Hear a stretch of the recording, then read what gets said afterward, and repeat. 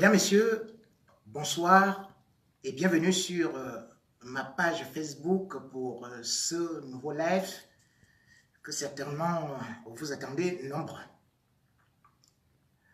Je vais commencer à enlever des rideaux, à souhaiter le retour heureux des enfants auprès de leur famille. Ces enfants, dont la dernière fois, je disais que le kidnapping était un montage grossier, ont donc été, dit-on, libérés. En réalité, quand on regarde le scénario, il est invraisemblable, il est théâtral, il est farcesque, il est grotesque, il est pittoresque. Comment imaginer que 79 enfants aient été kidnappés par les soi-disant soldats anglophones et que l'armée camerounaise réussisse à les libérer subitement sans qu'il y ait ne serait-ce que l'échange de coups de feu entre les ravisseurs et l'armée républicaine. Comment comprendre que ces enfants aient été si bien nourris, comme si quittant de leur internat, les Amba Boys, c'est-à-dire que l'armée de sécessionnistes n'avait qu'une seule idée, aller enlever les enfants de leur internat pour aller les nourrir quelque part. Comment comprendre que ces enfants, même quand ils sont présentés, même les populations n'ont pas témoigné, soient en train de sourire sur des photos comme s'ils étaient en train de fêter Noël. En réalité, ces enfants ont tourné une scène de film. Et c'est ce film-là que j'avais déjà dénoncé par rapport à une mauvaise écriture du ministre de l'administration territoriale qui a cru vouloir détourner l'opinion nationale et internationale. Parce qu'il était impossible que ces enfants qu'on a vus transportés dans des cars militaires, des grands camions militaires. Il y avait 3 camions pour transporter 79 enfants. Comment est-ce que vous pouvez donc imaginer que les Amazoniens aient pu transporter des enfants sur des motos sans que personne ne se rende compte puisqu'ils n'ont même pas de pick-up? Et de surcroît, les enfants ont été enlevés à 4 heures du matin. À 4 heures du matin, je vous rappelle que les zones anglophones, c'est-à-dire que la région du nord-ouest et la région du sud-ouest sont soumises à ce qu'on peut appeler le couvre-feu. Donc à 4 heures du matin, la ville de Bamenda est complètement bouclée. On ne peut pas rouler. Comment on pouvait donc disparaître avec 79 enfants alors qu'il y a des barrages de l'armée camerounaise qui montent partout? Où sont passés ces enfants? Comment on est passé avec eux? Et autre chose, entre un coin, là où les enfants ont été enlevés, au carrefour, au centre de Bamenda, à l'épicentre de Bamenda, et Bafou, là où ils ont été retrouvés, ça fait 30 km. Comment peut-on parcourir 30 km avec des enfants comme ça, sans que l'armée ne puisse les intercepter? Mesdames et messieurs, vous constatez donc que, comme je le disais, nous avons affaire à un État voyou. C'est normal, puisqu'à Tangandji est un repli de justice qui va se faire rapidement des poches. Comment comprendre que quelqu'un ayant été condamné plusieurs fois comme un grand malfrat, ayant fait la prison pour plusieurs escroqueries, plusieurs délits, soit nommé ministre de l'administration territoriale? Voilà donc qui est grave. Comment comprendre que celui qui vient communiquer, le ministre Issa Chiroma, ne parle plus aujourd'hui? Dans un pays normal, est-ce que Issa Chiroma pourrait être même ministre de la communication? Lorsque vous vous rendez compte que ce monsieur a quand même été arrêté le 6 avril 1984 et qu'il a été accusé de crimes trop graves, c'est-à-dire que apologie de coup d'État et de terrorisme. Ce coup d'État qui a entraîné, selon le bilan officiel, 70 morts et 52 blessés. Mais aujourd'hui, ce monsieur qui a fait la prison, c'est lui qui vient donc parler au nom du gouvernement camerounais. Et c'est lui qui a été jugé par le tribunal militaire, qui fait aujourd'hui que les journalistes ont aussi traduit au tribunal militaire. C'est un jour triste. Hier soir, Mimi Mofo, rédactrice en chef adjointe de la chaîne Equinox, a été humiliée, arrêtée, menottée, puis jetée à la prison de New Bell. C'est une honte pour le Cameroun, parce que toutes les organisations internationales sont en train de condamner cet acte, en commençant par Reporters sans frontières qui décrit Mimi Mofo comme étant une grande professionnelle et que les journalistes qui couvrent la guerre dans les régions anglophones où elle allait seule à ses risques et périls, où elle aurait pu prendre des balles, où elle montrait comment est-ce que l'armée camerounaise a fait fuir tout le monde en brousse, où elle montrait comment est-ce que l'armée camerounaise était en train d'incendier des maisons, où elle frappait à chaque porte et montrait comment il n'y avait plus une seule âme. Voilà ce que le régime Biya n'aime pas. Montrer la vérité, la réalité au peuple camerounais. Mimi Mofo étant devenu porte-parole de ces zones et dans un média, eh bien, il fallait trouver un fallacieux prétexte pour se débarrasser d'elle. Elle a juste eu à relayer une information qui venait de la famille de ce missionnaire américain qui a été abattu au Cameroun et dont le gouvernement camerounais a joué à la langue fourchue en donnant des informations erronées comme d'habitude, en voulant faire des jongleries et en voulant camoufler certaines réalités et en rejetant la responsabilité immédiatement sur les sécessionnistes.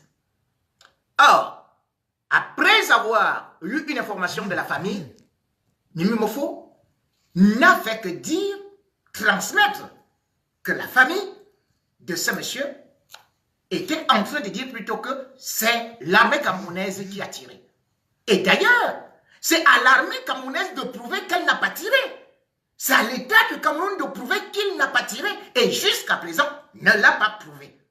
Puisque aujourd'hui, même les Américains n'ont toujours pas innocenté l'État du Cameroun.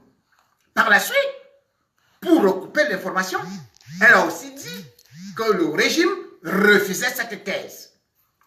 Où est donc le péché que Mimi Mofo a eu à commettre? Où est donc le crime qui peut faire que cette jeune dame, à la fleur de l'âge, avec un sourire jovial, avec un regard extra gracieux, soit absolument jetée actuellement là où se trouvent les plus grands criminels, les plus grands brigands, où elle sera violée, où elle va repartir de là avec la dâtre, la gale et toutes sortes de traumatismes. Qu'a-t-elle fait? Comment peut-on arrêter Mimi Mofo au mois de novembre, alors que le 2 novembre, justement, le monde et l'UNESCO célébraient la journée internationale des injustices, de la fin des injustices contre les journalistes. En 2017, c'était le comité de protection des journalistes basé à Bruxelles qui condamnait déjà l'État du Cameroun dans un communiqué en disant « Les journalistes ne sont pas terroristes ». Or, au Cameroun, Paul Biya qui a dit que c'est lui qui a porté la démocratie et qu'il voudrait que cela soit enseigné dans des livres d'histoire, que ce soit sa seule trace indélébile qui pourrait laisser pour la postérité. C'est donc ce Paul Biya-là qui cadenasse la presse, qui refuse le droit fondamental, à savoir informer et être informé. Droit fondamental de la démocratie. Voilà donc Mimi Mofo qui est en prison. Tout ce que nous allons faire, l'État a déjà tout programmé. Puisque c'est le tribunal militaire qui va la juger, alors qu'elle est civile. Une journaliste qui sera jugée pour un délit grossier, comme si elle était dans l'armée. Apologie de terrorisme, ou bien atteinte à la sûreté de l'État.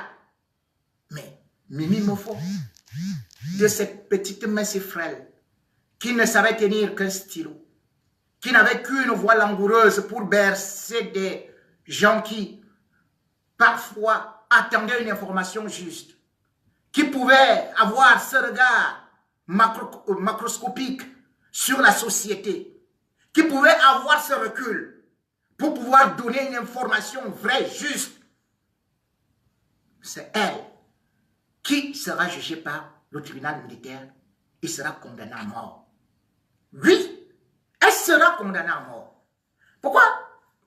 Parce que le Cameroun a adopté une loi, c'est-à-dire que la loi numéro 028/2014 du 23 décembre 2014 qui dit que les journalistes qui diffusent des informations en temps de guerre sont considérés comme des terroristes. C'est à partir de cette loi que le journaliste de la CRTV, le correspondant de la CRTV, Ahmed Abba, il était à Maroua. Il a été arrêté en 2015 et détenu non seulement à Maroua, puis a été séquestré le plus longtemps au CED. Ahmed Abba, dans les réquisitoires du commissaire du gouvernement, eh bien, c'était en avril 2017, il avait demandé la condamnation à mort d'Ahmed Abba juste parce qu'il couvrait la guerre contre Boko Haram. Juste parce qu'il donnait des informations. Le gouvernement avait saisi et ses ordinateurs et ses outils de travail et malgré tout n'avait rien trouvé. Mais l'avait accusé de complicité de terrorisme. Ahmed Abba, n'eût été l'intervention de RFI, de l'UNESCO, du Quai d'Orsay, c'est-à-dire que c'est venu d'ici en France. Parce que malgré tout, le régime camerounais l'a condamné à 10 ans de prison. Et Ahmed Abba, après avoir passé 29 mois de prison, c'est-à-dire plus de 2 ans pour un journaliste, sans visite, avec toute la torture qu'il a eu à subir, il a été libéré parce que la pression venait de l'extérieur. Et parce qu'il était un correspondant de RFI. Mais Mimi Mofo n'est pas correspondante de RFI, ni BBC, ni un média occidental. Ce qui signifie que elle va y demeurer le plus longtemps possible. Tant que ce régime est en vie, on va la torturer là-bas. Et elle va découvrir le couloir où étaient déjà passés des gens comme Puss Ndiaoui, qui lui aussi est considéré comme le père de la liberté de la presse au Cameroun et qui avait créé le journal Le Messager en 1979, mais qui fut arrêté en 1997, tout juste parce qu'il avait parlé d'un malaise du chef de l'État. Il avait été lui aussi envoyé à la prison centrale, à la prison de Newbel, où il avait passé 10 mois. Et quand il était ressorti, fatigué, il avait repris son bâton de commandement et de pèlerin jusqu'à ce que le régime camerounais est parti l'assassiner en 2010 aux États-Unis via un gros camion. J'en ai déjà fait allusion. Elle y sera. Elle verra le couloir là où était passé Ngangé, lui aussi qui était au journal Le Messager, qui avait été arrêté en 1996 et qui avait passé 1 an de haute souffrance. Je ne sais même plus là où il se trouve. Est-il mort? Est-il vivant? Fait-il encore du journalisme? Elle est passée et elle va passer dans tous ces couloirs où plusieurs journalistes subissent toutes ces tortures qui ne sont pas dénoncées. Parce que le Cameroun, c'est une barbarie et non une démocratie. On ne peut pas enfermer. Ceux-là qui sont couverts par l'article 19 de la Déclaration universelle des droits de l'homme, ceux-là qui sont l'essence de la démocratie, ceux-là qui ne donnent, ne véhiculent que l'information, informer, former, distraire, ceux-là qui jouent ce rôle d'éducateur, quand on les met dans de telles conditions, dans quel pays au monde, en dehors des dictatures asiatiques et africaines, peut-on trouver de telles choses horribles? Voilà donc le Cameroun. Et le pire, c'est que nous allons tout simplement nous attarder sur Mimi Mofo, ou peut-être il y aura un collège d'avocats qui va certainement venir la défendre. Mais on connaît ça. Puisque c'est au tribunal militaire, on va tourner en rond et elle restera en prison. Bibixi, qui est animateur, qui était animateur à Bakwa FM, à Bamenda, qu'est-ce qu'il a fait? Juste parce qu'il était entré dans un cercueil pour revendiquer? C'est un terroriste. 15 ans de prison. Il est à la prison centrale de Kondengui. Et le pire, c'est que actuellement, il y a 6 autres journalistes dans les mêmes conditions et qui viennent de régions du nord-ouest et du sud-ouest. Parce que là-bas, Paul Biya voudrait que ce soit la Corée du Nord. Sparadrap au niveau des bouches, les stylos sans encre, cassez vos claviers, silence on tue. Et c'est pour cela que les journalistes de cette zone subissent encore beaucoup plus de torture, ou les journalistes francophones qui sont actifs ou activistes et qui, en tant qu'humanistes, essayent de donner l'information aux francophones qui n'en ont pas. Voilà pourquoi Michel Biamton a été arrêté le 23 octobre 2018. Et depuis là, il est au CED. Et vous savez comment ça se passe au CED? Entre les mains de ce colonel Bankui, Émile, ce tueur, vous ne pouvez pas l'imaginer. Quand on prend un journaliste, on dit qu'on te cuisine. Vous tendez le bas des pieds et on vous bat avec une machette sous la plante des pieds. On prend un tuyau en caoutchouc qu'on cogne par le dos. Par la suite, lorsque la machette est bien passée, il y a la barre de fer de 10 qui doit repasser sous la plante des pieds. Pire, il y a une autre torture, la picanha et la torture par la plonge. On prend ta tête, on te met dans un fût d'eau, presque comme si on te noyait.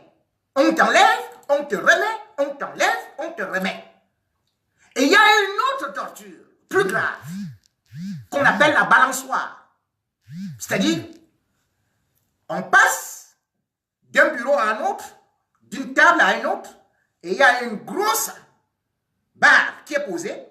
On vous attache comme un mouton qui devrait tourner comme un rôti, des pieds et des mains. Et là, c'est insupportable. Jusqu'à ce que vous allez faire vos besoins. Au 7, on va avec vous dans une cellule où vous faites vos besoins dans un seau. Et vous dormez avec ce seau. Voilà comment on traite les journalistes. Moi, j'ai connu ça. Voilà la réalité du Cameroun. Comment peut-on garder un journaliste qui a été arrêté depuis le 23 octobre, Michel Biamton, juste parce qu'il parlait des régions anglophones?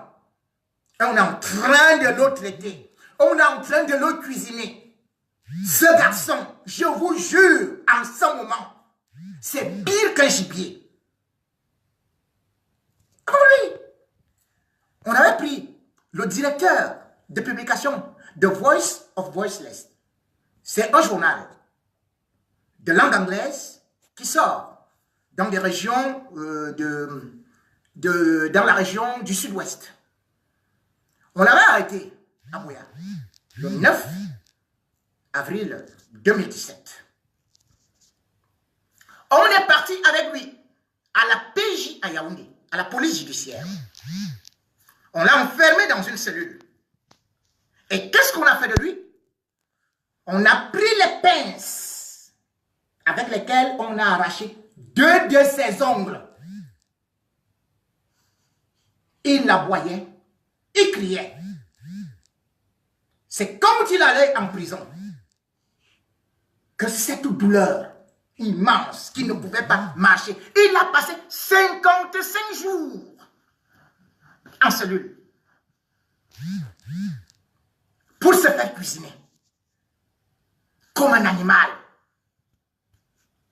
Vous connaissez combien de journalistes ont été arrêtés? La place d'un journaliste, d'un vrai journaliste au Cameroun, c'est ou la prison, ou l'exil, ou la mort. Sachez-le. Un type comme M. Nzana Seme, qui est un aîné, comment a-t-il fui? Parce qu'en 1994, après avoir été arrêté, il était le directeur de l'Indépendant. Après avoir été arrêté, il avait fait d'abord 3 mois de prison.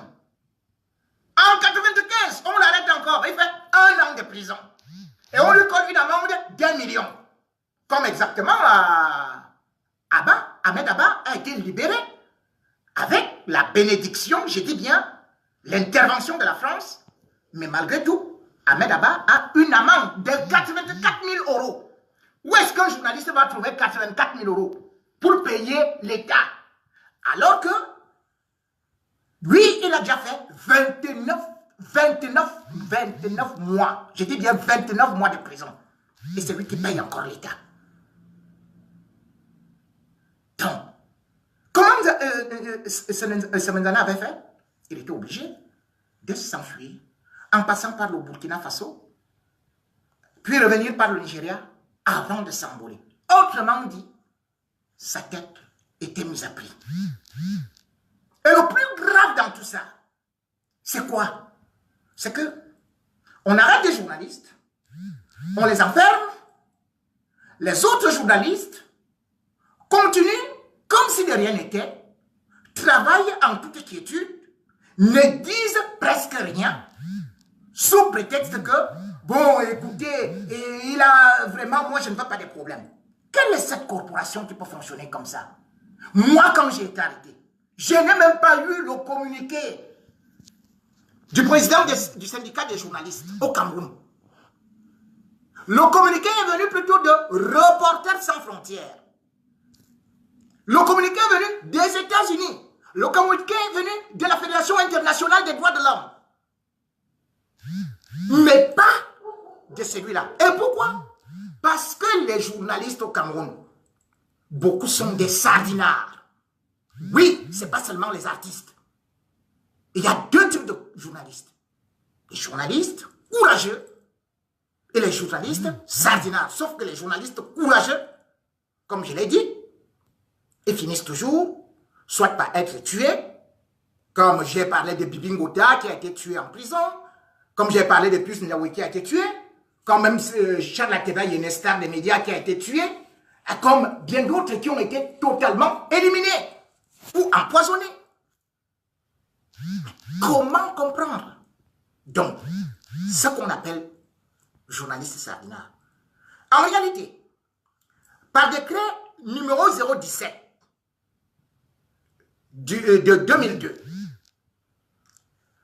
le chef de l'État camerounais, Paul Biya, a sorti une enveloppe dans ce qu'il appelle aide publique à la communication privée. Est-ce que vous voyez la jonglerie? J'y viens.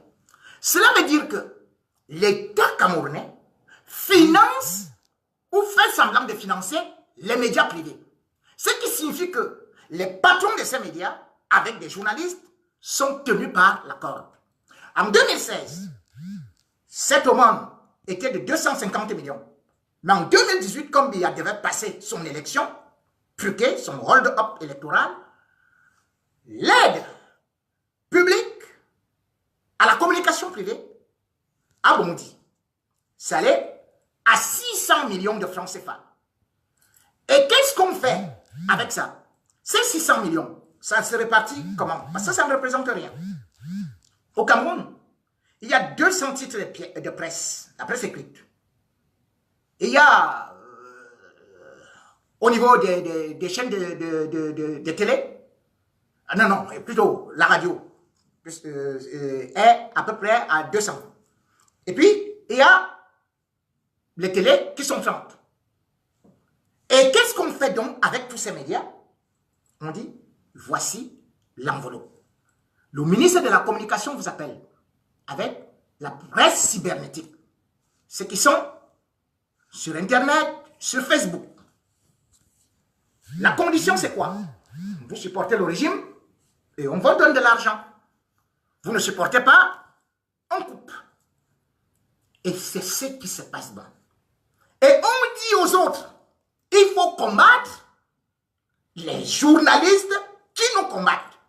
C'est-à-dire, par exemple, moi, au moment où je vous parle là, regardez bien, les gens ont été achetés par le ministre de la Communication.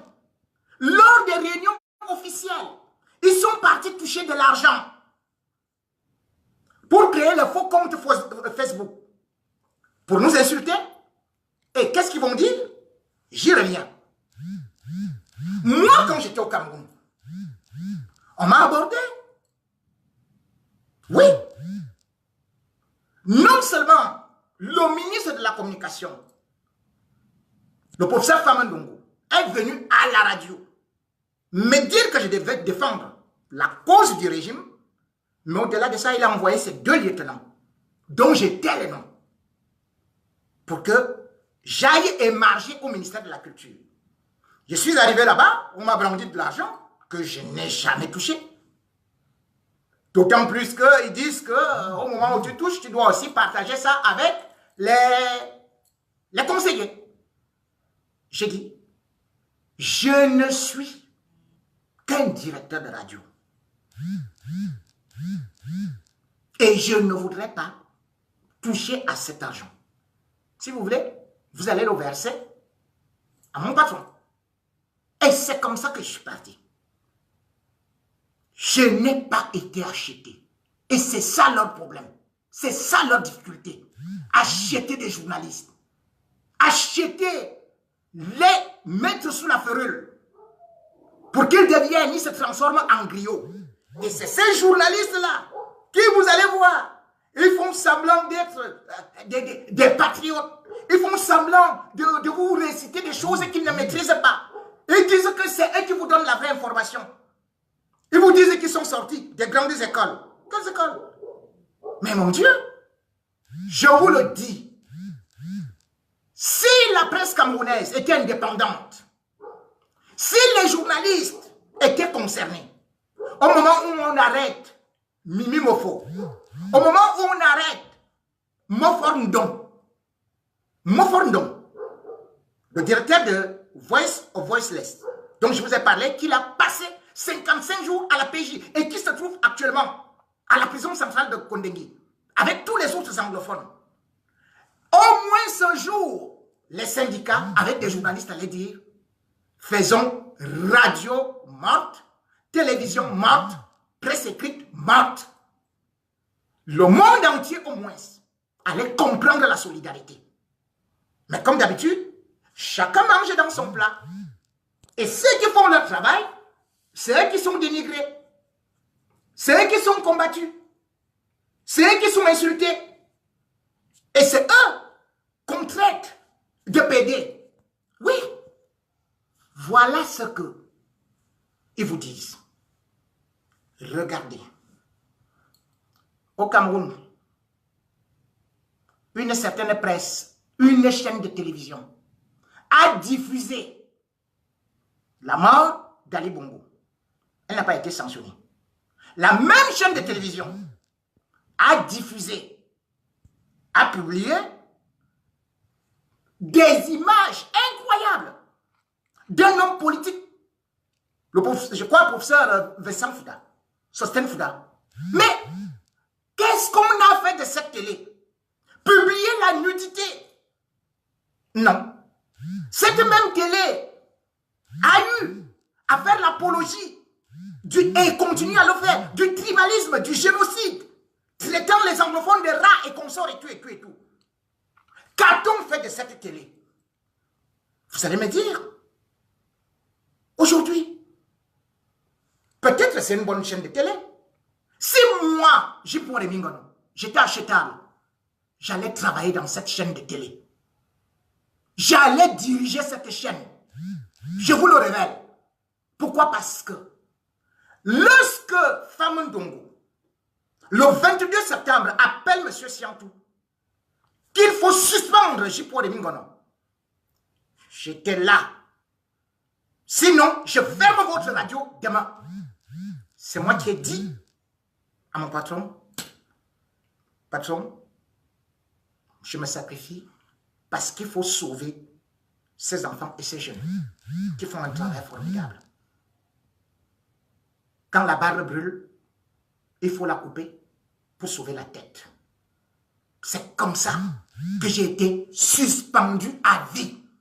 Et quand je suis sorti de prison, j'étais interdit d'exercer la profession de journaliste.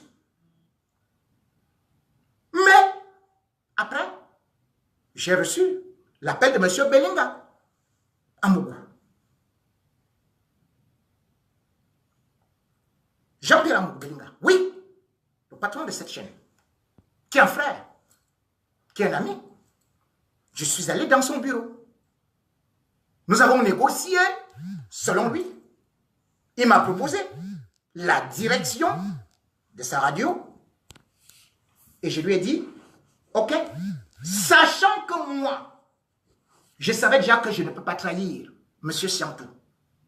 Sachant que moi, je n'acceptais pas trafiquer ma liberté. Sachant que moi, je savais que je ne peux pas me transformer en griot. Raison pour laquelle j'ai voyagé. Et même étant ici, M. Amougou Belinga est venu me voir, devant témoin. Il le sait. Si vous voulez, faites-lui une interview. Nous nous sommes retrouvés au niveau des champs où il m'a dit de venir le rencontrer. Je vais citer Amor qui était parmi eux. Et les autres se reconnaissent. Il y avait Feddi Lobé. Et je vais même citer quelqu'un d'autre qui était là. Monsieur Angoulangula, Joseph. J'ai parlé avec monsieur Belinga en tant que frère et tout et tout. Mais j'ai été surpris. Surpris que quelque temps après, c'est-à-dire exactement le 24 janvier 2006, il publie une liste de ce qu'on appelait le top 10 des homosexuels. Il n'était pas le premier à publier cette liste. Parce que le premier à publier cette liste était le journal La Météo. C'était le 2 janvier 2006. Après cela, c'est devenu un vrai... Je n'ai jamais vu quelque chose comme ça au Cameroun. Biloua ici qui était notre aîné, avec Nouvelle Afrique, il a aussi publié. Parce qu'en fait, j'avais causé avec monsieur Amougou Belinga. Pourquoi? Parce que quand j'étais au Cameroun, j'avais combattu certaines pratiques sexuelles qu'on imposait aux gens. C'est moi qui fus le premier à déclencher cette affaire. Pourquoi? Parce que la loi camerounaise, qui, dans son article, la loi pénale, article 347 bis de 1972, condamne cela et est puni d'emprisonnement. C'est-à-dire que vous êtes puni entre 6 mois et 6 ans et une amende de 20 000 à 200 000 francs. J'ai d'ailleurs sorti une cassette sur ça. Puisque quand je commence à parler de ça à la radio, je ne sais pas que je tape le pied sur la fourmilière.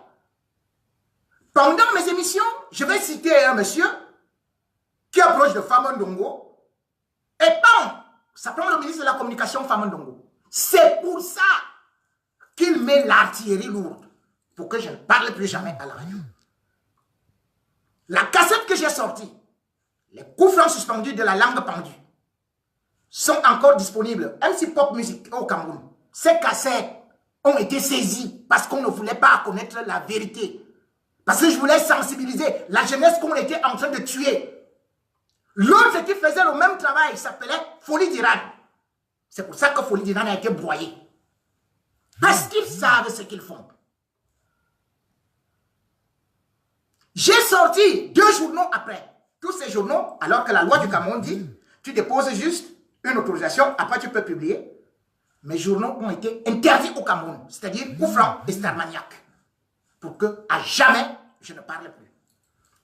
Et dans la liste que M. Amouk Belinga va publier, il va mettre une des photos de nos amis, comme j'ai dit, Joseph Angoula, un monsieur qui a toujours condamné ces pratiques. Un monsieur qui est marié. J'ai vu sa femme pleurer. Et elle a cru que c'est moi qui avais dit ça à M. Amouk Belinga. J'ai dit non, je ne lui ai pas donné une telle information. Et M. Angoula a cru que je l'avais piégé. Parce que c'est moi qui l'ai amené rencontrer M. Amouk Belinga. De cette liste de 50, il y avait des personnalités, parmi lesquelles le ministre de la Communication de l'époque, à cette époque-là, Pierre Mokoko Mbonjo. Dans cette liste, il y avait même le vieux ministre René Zengeli. Et il y avait beaucoup de personnalités. Et il y avait Grégoire Ona, ministre chargé des relations avec le Parlement et secrétaire général du RDPC. Monsieur Grégoire Ona avait porté plainte immédiatement. Il y avait aussi des journalistes. Il avait même mis, je crois, Yannick Moi. Parce qu'il y a eu des listes et des listes. Tantôt, voici les listes complètes, voici les PD qui nous gouvernent, voici ceci et cela. Ça sort quand ça sortait comme ça sort, comme c'est l'expression un peu campagnarde qu'on utilise, un peu populaire, voire populacière. Dans cette liste, Grégoire Ona est parti saisir la justice. Monsieur Amouk Belinga, qui disait qu'il avait des preuves, était allé à l'audience avec une bande audio. Et il disait, c'est quelqu'un dans la bande audio qui était inaudible, c'est quelqu'un qui disait, il semble que vraiment il faut mettre Grégoire Ona dans la liste. Il est homosexuel, c'est pour ça que sa première femme est partie. Monsieur Amouk Belinga, au tribunal, avait amené 2 personnes. François Bikoro et Gilbert Salekani. Tous mes amis. Puisque Gilbert Salekani a d'ailleurs préfacé l'un de mes ouvrages, que je n'ai jamais publié. Parce que j'ai toujours dit, mes ouvrages, ne vous en faites pas, tous sont déjà écrits, tous mes manuscrits sont là. C'est que j'ai dit, il y a des choses qu'on ne peut pas dire, qu'on ne peut pas publier avant un certain temps. Pour moi, mes ouvrages sont comme du vin. Ça dort, ça vieillit. Mais ils peuvent vous le dire, ils l'ont lu. Puisqu'il a préfacé. Et c'est eux qui venaient de montrer comment est-ce qu'on reconnaissait un homosexuel à la barre. Monsieur Amouk Belinga avait été condamné. Oui, à 4 mois de prison. Plus une amende de 1 million de francs. Il n'est pas allé en prison. Hein? Vous voyez son empire. Et il est devenu l'ami de Grégoire Ona et de tous les hommes qu'il flétait de PD. d'homosexuels. Et en même temps, c'est ces gens qui sont dans le gouvernement qui aujourd'hui envoient des gens dire que Maurice Kamto, pour le salir, c'est un PD. Oh, on a vu une vidéo avec un petit garçon. Dès que Boris Berthaud veut parler, c'est un PD. Dès que l'autre veut parler, c'est un PD. Moi alors, je suis devenu PD. Moi, qui ai combattu ça au Cameroun. Moi qui continue. Si je ne parle pas de ça, c'est parce que la France a certaines lois. C'est-à-dire que si je me mets à condamner, je risque moi-même d'être condamné parce qu'on va me traiter d'homophobe. Mais si j'étais au Cameroun, j'allais batailler. Parce que je sais que beaucoup de jeunes, et quand on entre dans le régime, qu'est-ce qu'on fait? Monsieur Aïssi Biloua l'a écrit dans son journal, La Nouvelle Afrique. Il disait que c'est le docteur Léopold Ojola, franc-maçon, qui est venu avec cette pratique. Et quand vous voulez entrer dans le gouvernement, on vous baptise. Et le baptême, comme vous dit là, Camerounaise, Camerounais, le baptême, comme vous dit là, c'est baisser la culotte. Beaucoup baissent la culotte. Moi, je vous le dis, si j'aurais baissé la culotte devant quelqu'un, il vous aurait produit mes vidéos, des photos. Et je mets quiconque à défi de m'apporter une photo où je peux être avec un homme. Un enregistrement. Et c'est vous. Parce que vous dites, non, il a les cheveux un peu frisés. Oh non, c'est à partir de ça. Mais attendez, Paul Biya vient d'avoir la calvitie. Il avait 20 ans, il avait la calvitie. Comme il a les cheveux là, maintenant c'est fini, il est devenu... dès que quelqu'un ici, quelqu'un se trace votre fils, il est devenu PD, n'est-ce pas? Un cheveu n'est pas PD, pour vous. Mon Dieu. Oh non, il s'est éclairci là. Mais attendez, regardez même mes yeux. Mes yeux aussi, je me suis maquillé dessus. C'est par là qu'on reconnaît. Donc les noirs, les gens qui sont noirs là, ils ne sont pas PD. Moi, je vous donne un défi. Mais par contre, Aïssi Biloua a écrit, et il y a encore le livre de Balangounou qui parle de ces choses-là. Je vous lis. Celui qu'on présentait comme le petit ami de Biya, qu'on voyait avec les grosses Mercedes, et qui partout et tout. Je veux un peu vous dire, bon, le président a eu des critères subjectifs. Et non, ce livre-là, tapez sur Internet, vous écrivez Ebale Angounou, 100%. 100 qui s'écrit S-A-N-G. Je vous prends un extrait. Le président a eu des critères subjectifs et non objectifs pour marquer sa préférence sur Paul Biya, la Constitution, le président a été au pouvoir. Voilà. Bon, alors, mais le poste du futur président doit l'avoir sous une condition quelque peu saumâtre, un pacte. Et les bases du pacte sont simples. Paul Biya doit obéissance et soumission à Edio. Cet acte d'homosexualité, Paul Biya ne va pas forcément l'approuver. Mais si tel est le prix à payer pour devenir chef de l'État, il accepte de le payer. D'ailleurs, il n'en est pas à son premier.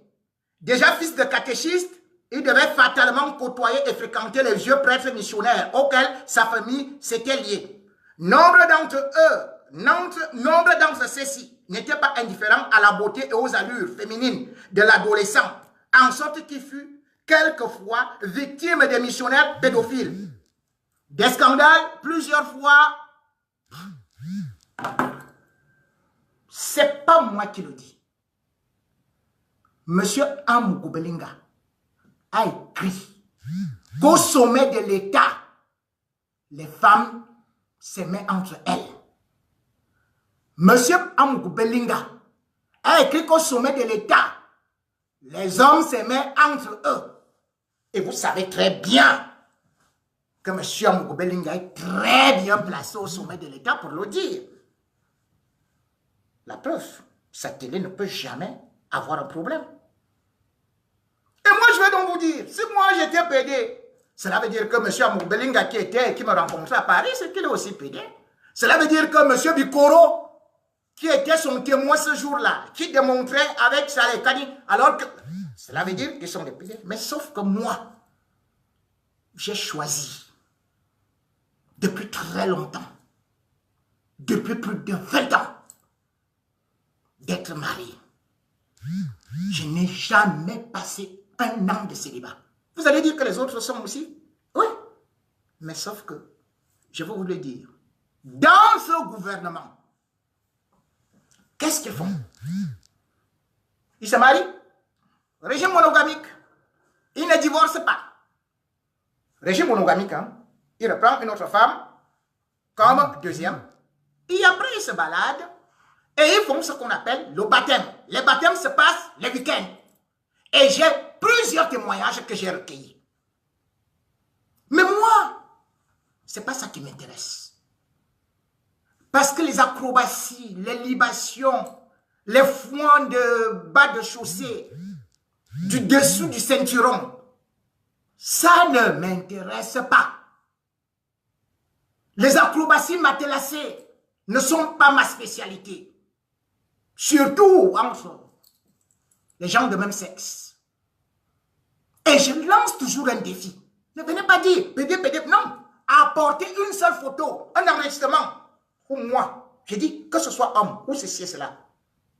Beaucoup disent, oh, j'ai pour les mines, on a fait comment pour aller vraiment avec les blancs à la télé et tout. Je vais vous rappeler une chose. Je suis devenu éditorialiste de RFI, étant au Cameroun, quand j'étais directeur de Radio Siantou. Je suis parti du Cameroun ayant le prix des Cameroun Press Awards.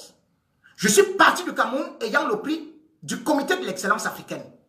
C'est Alain Foucault que je n'avais jamais rencontré, qui m'a appelé un jour pour me dire « Ton émission est très écoutée, est-ce que tu peux faire des chroniques dans ma télé, dans ma radio ?»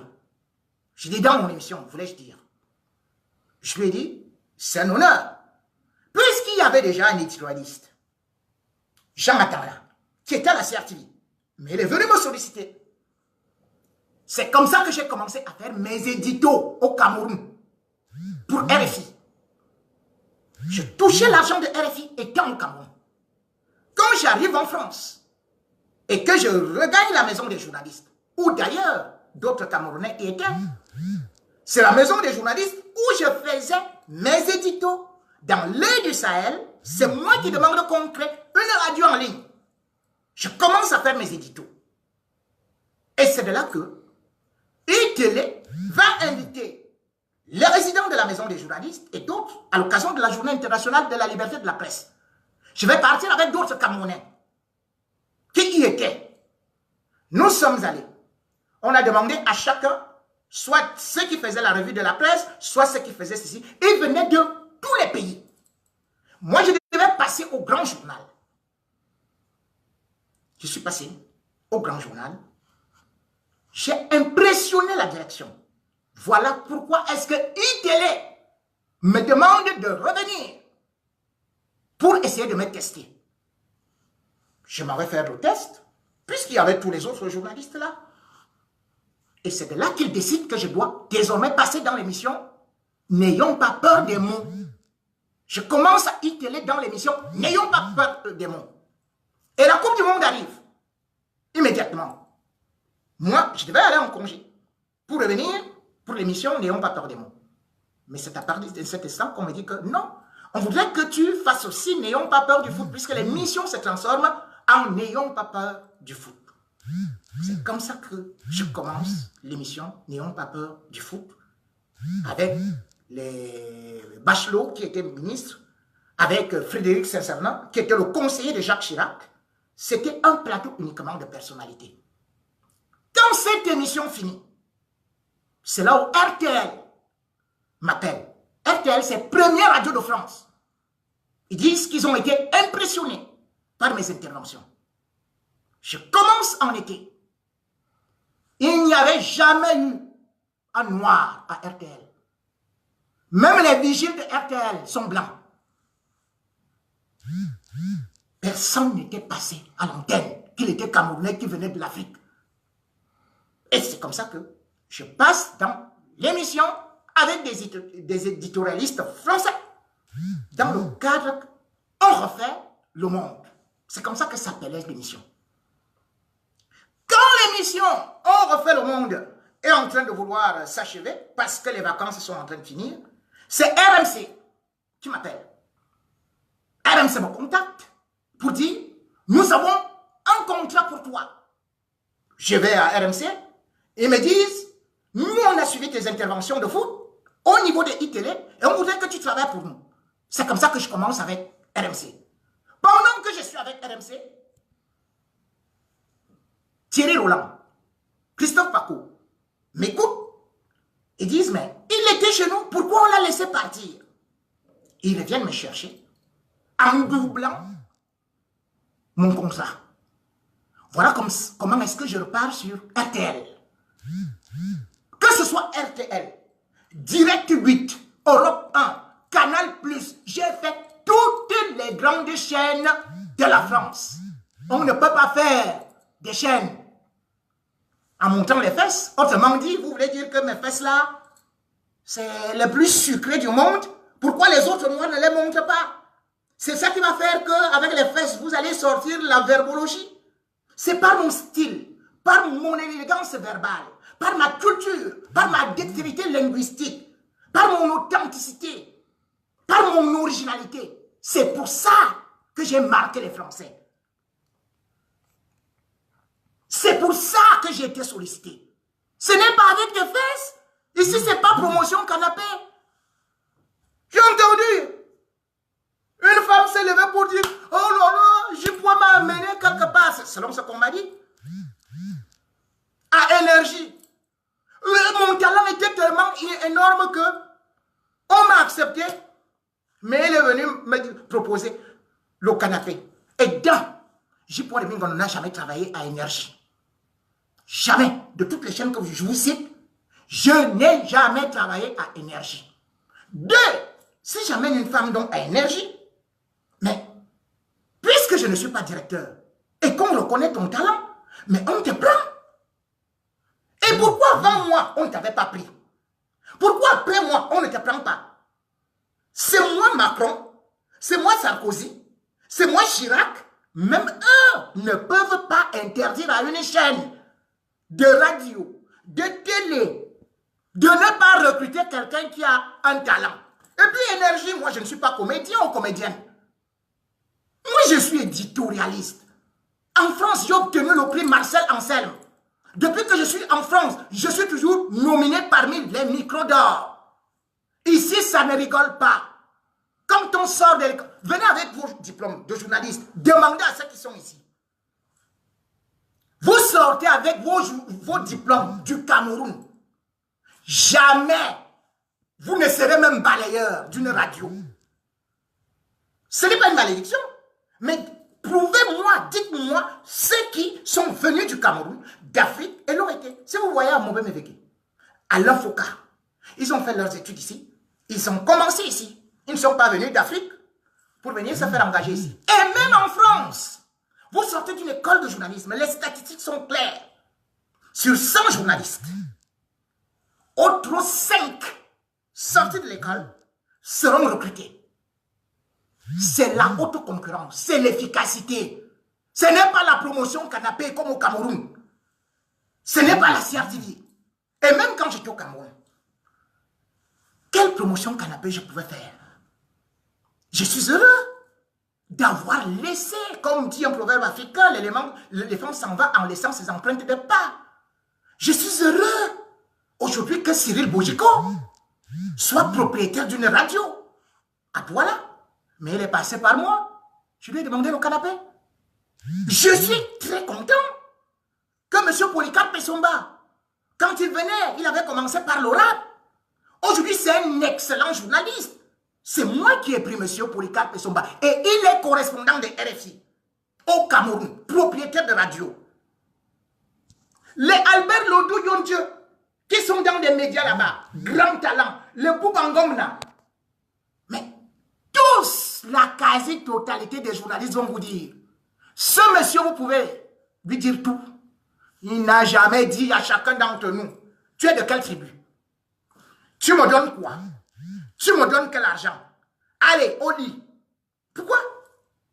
Vous croyez que je suis aussi monstrueux, aussi laid que ça? Mais j'avais quand même un bon salaire. Je n'ai fait qu'aider la jeunesse. Je n'ai fait que choisir des talents. Et d'où des gens comme les Martinez Zogo qui sont aujourd'hui chefs de chaîne. Et même quand j'entends Bichouka parler aujourd'hui pour parler des hommes de la diaspora, oui, qui ne rapportent rien à l'État du Cameroun. Mais c'est moi qui ai recruté Bichouka. Il est passé par moi. Cela veut dire que quand il parle de la diaspora, il m'insulte. Moi qui lui ai tendu le micro. Moi qui lui ai ouvert les voies. Moi qui connais ce qu'il touche. Ce qui touchait à Siantou et ce qui touche maintenant. Est-ce que ça peut valoir le salaire d'un balayeur, d'un portier en France? Je vous rappelle qu'un vigile en France tourne vers les 1000-1500 euros. C'est-à-dire près d'un million. Le salaire véritable d'un ministre au Cameroun, c'est 500 000. C'est le ministre d'État qui a 1 million. Et tous les ministres ne sont pas les ministres d'État.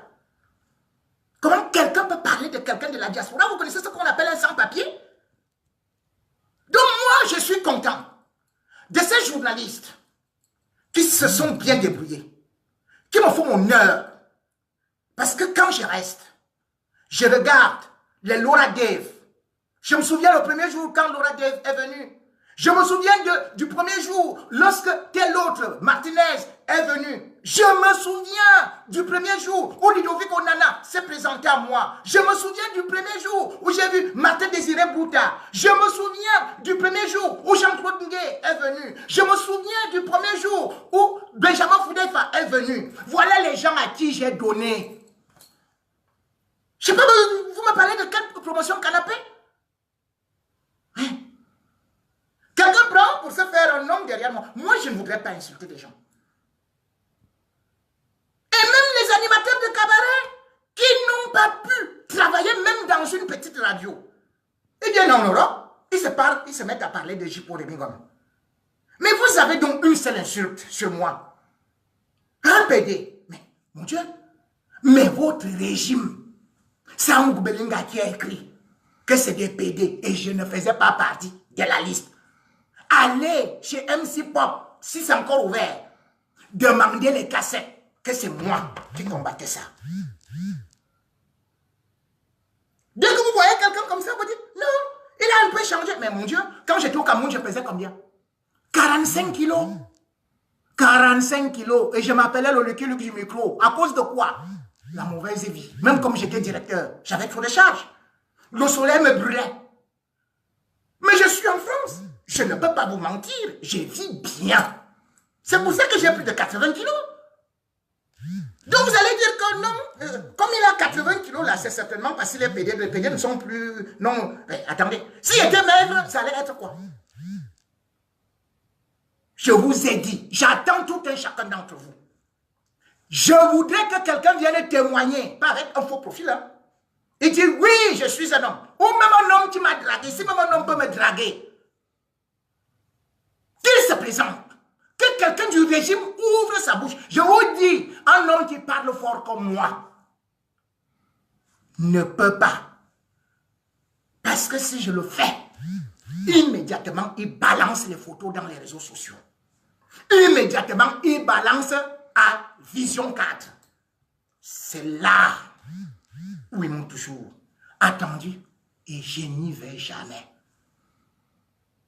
Chers journalistes, chers confrères, je ne vous manque pas de respect. Mais je ne voudrais pas que beaucoup d'entre vous oublient les sacrifices et les rôles que vous devez avoir. En ce temps de crise, vous devez être des éclaireurs. En ce temps où la démocratie est en train de reculer, parce que j'ai vu sur le mur de Maître Zefman, cette charmante avocate d'origine camerounaise qui est française et qui défend bien la patrie. J'ai vu, quand la dictature veut s'installer, elle commence à s'attaquer aux journalistes et aux avocats. Ils se sont attaqués à moi. S'ils ne s'attaquent pas à vous, cela veut dire vous n'êtes pas des journalistes. Cela veut dire que vous ne faites pas votre travail. Vous devez être solidaires comme les avocats. Vous devez être solidaires comme les abeilles. Une seule abeille ne fait pas le miel, dit un proverbe africain. Pourquoi vous laissez vos frères et confrères aller en prison pendant que vous partez manger des petites miettes dans des chaînes et derrière Issa Chiroma? Où est la dignité? C'est pour ça que je voudrais dire au monde, moi, je pourrais bien gagner. Le Seigneur m'a donné un petit don. Comme on peut donner à Samuel Eto'o, il n'a même pas eu besoin de faire 250 000 écoles, ou Pelé, ou Maradona. Apprenez tout, partout. Mais vous ne serez pas Samuel Eto'o, vous ne serez pas Roger Mila, vous ne serez pas Pelé, vous ne serez pas... Non. Donc c'est bon. Sauf que je me cultive. C'est cette culture qui fait de moi l'une des personnalités les plus imposantes. C'est pour ça que vous me suivez. Si je n'étais rien, je n'aurais jamais été suivi. Et c'est pour ça que j'ai dit, ce régime qui passe son temps, dès qu'il voit des gars qui se battent, Boris Berthaud, oh PD, Kanto, oh PD, Nouma PD, Zoro PD ou bien voyou. Mais pourquoi vous insultez les gens qui défendent juste la vérité? Et cette fille et d'autres m'appellent, ou bien d'autres personnes m'appellent, et d'autres disent, déclarent, oui, il faut laisser Paul Biya tranquille, parce que ce n'est pas ton égal. Mais c'est le chef de la nation, c'est le chef d'État. Mais le poisson commence à courir par la tête, dit un proverbe africain.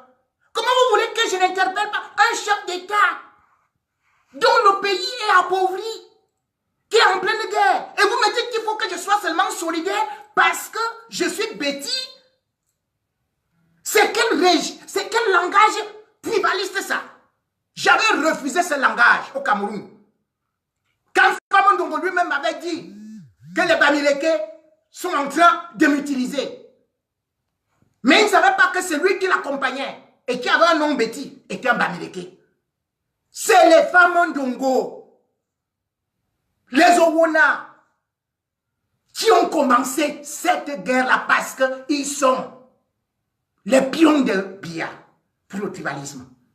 Et par la suite, il faut discréditer ceux qui vous disent des vérités. Mais attendez, j'ai volé quoi? Je n'ai jamais volé au Cameroun. La seule chose que vous pouvez dire, au lieu de me contredire, de me prouver que vous avez de l'eau, que vous avez de l'électricité, que vous avez des écoles, que vous avez des routes, que vous avez à manger, que vos enfants se portent bien, ont du travail, vous venez insulter tous ceux qui vous disent la vérité. Kanto, Mouma, Zogo, Wanto, Kanta, les combattants comme ça, vous les traitez de sans-papiers, de voyous, de ceci et cela. Mais nous nous battons pour vous. C'est pour ça qu'une fois de plus, je vais dire à ce peuple camerounais, à ce peuple africain, à tous les combattants de la liberté, levez-vous.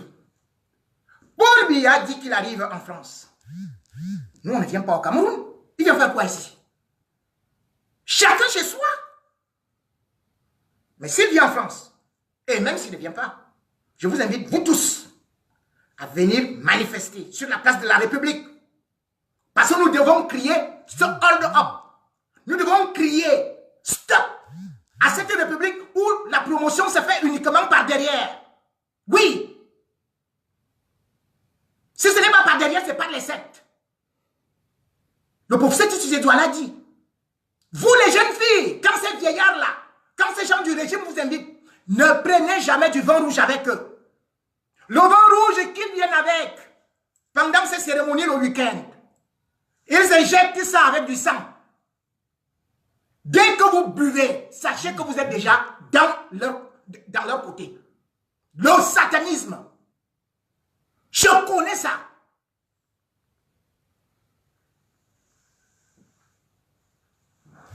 Une jeunesse gâtée. Vous dites que vous avez des diplômes. Plus que j'y pourrais bien, oui. Mais sauf que vos diplômes sont achetés. Vos concours sont achetés. La preuve à l'ENAM.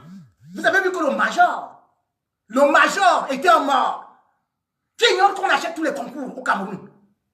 Tous les diplômes. C'est là-bas qu'il y a les promotions canapé. Je n'en ai pas. Moi, je montre au peuple camerounais que, regardez, je suis venu en France. Et partout où je passe, je brille. Partout où je passe, je suis employé. Ce n'est pas n'importe qui est journaliste professionnel ici. Que ce qui vous parle là sur Facebook, demandez-leur, comme je vous montre souvent ma carte de presse, ma carte d'identité de journaliste professionnel, de vous dire, vous êtes reconnu par quel organisme? Ici, c'est la commission de la carte d'identité de journaliste professionnel qui te reconnaît. Et il faut respecter les règles. Ce n'est pas comme au Cameroun là que venez, on va signer ça derrière. Non. Ce n'est pas facile de tenir comme moi. C'est ça qui gêne. Et c'est pour ça que j'ai dit, nous nous battons pour vous. Nous voulons que Paul Biya parte pour qu'il laisse aussi à quelqu'un d'autre la place. Pour qu'il vous laisse aussi une chance. Pour qu'il vous donne aussi la liberté. Moi, j'ai la liberté. Avez-vous la liberté? Regardez le professeur Kamto. Il est actuellement enfermé chez lui. Un candidat à l'élection présidentielle. Regardez Mimi Mofo. Elle est enfermée. Regardez celui que vous regardiez comme une méga star. Charles Akeba Yémé. C'est moi qui ai fait venir Charles Akeba Yémé à Radio Sianto. À l'époque, j'avais aussi fait venir mon ami Georges Gilbert Bangla. Moi, j'offrais l'antenne à ceux qui voulaient parler, à ceux qui pouvaient dire quelque chose. C'était sans condition. Demandez à tout le monde, sans condition. Pas de tribu. Et même quand je faisais mes tests se faisaient que tu passes direct en studio. Je regarde ce que tu dis, ce que tu fais. Je dis, accordé. Tu ne sais pas le faire, tu pars à côté. Et c'est comme ça que les journalistes que vous avez au Cameroun, les meilleurs là, sont passés par ma formation, par Jipore Mingono, par ma ligne éditoriale. Et je suis fier d'eux. Parce qu'aujourd'hui, quand je vois certains être responsables, recrutés, comme je le dis, Cyril Bojiko, c'est une fierté. Quand je vois, comme je le disais, des gars comme Martinez, Zogo, c'est une fierté. Même s'il est combattu aujourd'hui. Je suis bien content de voir que dans chaque radio, chaque chaîne de télé au Cameroun, il y a un petit J pour les Mingono. Et je continue mon combat. On m'a chassé du Cameroun. Mais on ne savait pas qu'on ne peut pas chasser, cadenasser la liberté. Tous ceux qui sont à la diaspora, que vous soyez en Allemagne, en Belgique, au Royaume-Uni, et vous qui êtes en France, venez ce samedi à la place de la République pour que nous puissions encore manifester. Nous manifesterons autant que cela se pourra. Nous manifesterons. Honoré de Balzac, qui lui-même n'était pas trop partisan de la liberté, avait dit, nous sommes condamnés à être libres. Merci.